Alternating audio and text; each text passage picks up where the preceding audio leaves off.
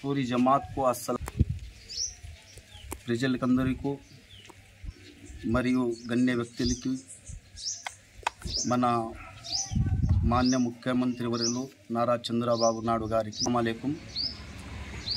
ఈ పొద్దు మనము సంతోషంగా ఉల్లాసంగా ఉన్నాము।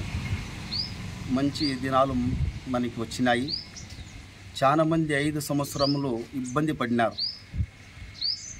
ఎందుకంటే మనకి అప్పుడు మైనారిటీ సోదరులకు కానీ బీసీలకు కానీ ఎస్సీ ఎస్టీలకు కానీ చంద్రన్న పెండ్లి కానిక చంద్రన్న దుల్హన్ పథకం కింద 50,000 వచ్చేది। అట్లానే సంక్రాంతి కానిక ఇచ్చేవారు, అట్లాగే రంజాన్ తోఫా ఇచ్చేవారు। ఎవరన్నా ప్రమాదవశాత్ చనిపోతే 5 లక్షల రూపాయలు, ఏదన్నా చెయ్యో కాలు విరిగితే 2 లక్షల రూపాయలు, అట్లా ప్రమాద బీమం కానీ మన చంద్రన్న ఇచ్చేవారు। 5 సంవత్సరాలు ప్రజలు గమనించినారు। ఈ ప్రమాద బీమా అయితే ఏమి, రంజాన్ తోఫా అయితే ఏమి, సంక్రాంతి తోఫా అయితే ఏమి, ఈ దుల్హన్ పథకం కింద 50,000 అయితే కానీ అంత శూన్యంగా ఉందన్నమాట। మైనారిటీ లోన్స్ కావచ్చు, బీసీ లోన్స్ కావచ్చు, ఎస్సీ లోన్స్ కావచ్చు, ప్రజలు 5 సంవత్సరం గమనించినారు। గమనించి అందరూ ఒక నిర్ణయం తీసుకున్నారు। మనకి చంద్రన్న మనకి ఉండింటే మేము ఇబ్బంది పడేవాళ్ళు కాదు, మళ్ళా చంద్రన్న ప్రభుత్వం రావాలి, టీడీపీ గెలవాలి, మనము బాగుంటామనుకున్నారు। మళ్ళా కొందరు మనం గెలిచాలని ఒక కుట్ర పడారు। ఏది అంటే మైనారిటీ ఓట్లు పడకూడదు, మైనారిటీ ఓట్లు డివైడ్ చేయాలని కొంతమంది మైనార్టీకి చంద్రబాబు నాయుడు విరోధి అయితే మోదీ కానీ అంటే బీజేపీతో కలిసినాడు కాబట్టి టీడీపీకి ఓటు వేయకూడదు అని ప్రచారం చేసినప్పుడు మన మాజీ శాసన మండలి చైర్మన్ షరీఫ్ అన్న గారు ఏపీ వ్యాప్తంగా ఆంధ్రప్రదేశ్ అంతా తిరిగి అట్లా కాదు, చంద్రబాబు నాయుడు మంచి వ్యక్తి, ఎన్టీఆర్ గారు మంచి వ్యక్తి, ఎప్పుడు కానీ టీడీపీ ముస్లిమ్స్కి అండగా ఉంది, అండగా ఉంటుంది। బీజేపీలో 2014 కలిసినప్పుడు చంద్రబాబు నాయుడు గారు బీజేపీతో పొత్తు ఉన్నప్పుడు కానీ కొన్ని పథకాలు చేసినారు। మైనారిటీ రిజర్వేషన్ 4% రద్దు చేయలేదు। మళ్ళా చంద్రన్న దుల్హన్ పథకం కింద 50,000 అందించినారు। మళ్ళా రంజాన్ తోఫా ఇచ్చినారు, మైనారిటీ లోన్స్ ఇచ్చినారు।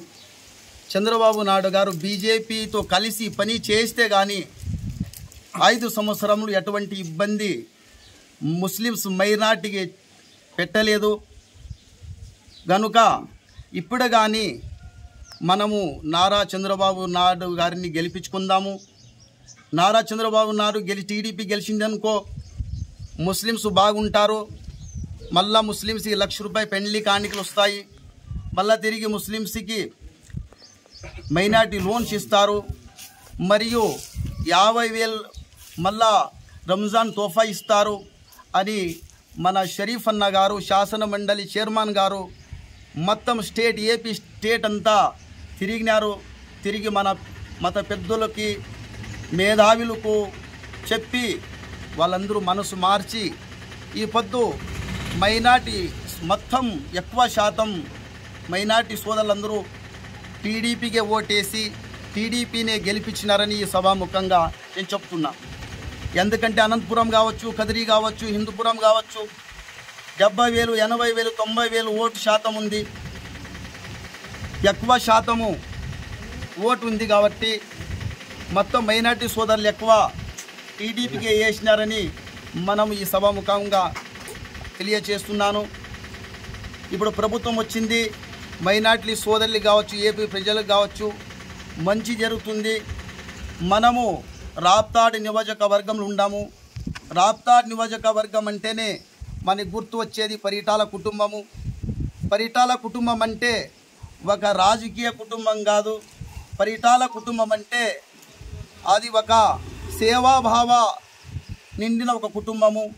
పేదవాళ్ళకి సేవ చేయాలా, ఆకలి ఉండే వాళ్ళకి అన్నం పెట్టాలా, జనాలు బాగుండల్లా. జననాయకుడు మన పరిటాల రవి అన్న. ఆ పొద్దు ప్రజలు బాగుండాలని పెండుగొండ కావచ్చు, హిందూపురం కావచ్చు, ధర్మవరం కావచ్చు, అనంతపురం అర్బన్ కావచ్చు, కళ్యాణ్ దుర్గం కావచ్చు, చాలా మంది ప్రజలు ప్రత్యేకంగా ముస్లిం మైనారిటీ ఆడోళ్ళు కానీ మొగళ్ళు కానీ బయటికి తిరగాలంటే చాలా ఇబ్బంది పడేవారు. అదిని గమనించి పరిటాల రవెన్న మన చమనన్న నిలబడి వాళ్ళతో పోరాడి వాళ్ళ ప్రాణాలు కానీ లెక్క చేయకుండా పేదవాళ్ళు సేవ చేసినారు. మనం పేదవాళ్ళు మైనారిటీ సోదరులు ఉన్నారు, చాలా ఇబ్బంది పడుతున్నారు. వాళ్ళు బానిసత్వంగా బతకూడదు, వాళ్ళు కానీ మన ఇండియన్ పౌరులుగా బతకాలని చాలా కష్టపడినారు.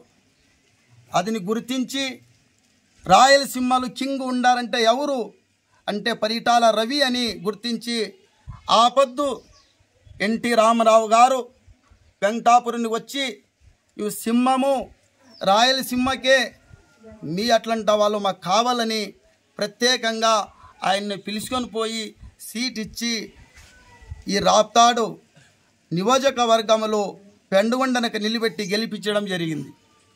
అప్పటి నుంచి పరిటాల కుటుంబము ప్రజాసేవ చేసుకుని వస్తున్నారు. పరిటాల సునీత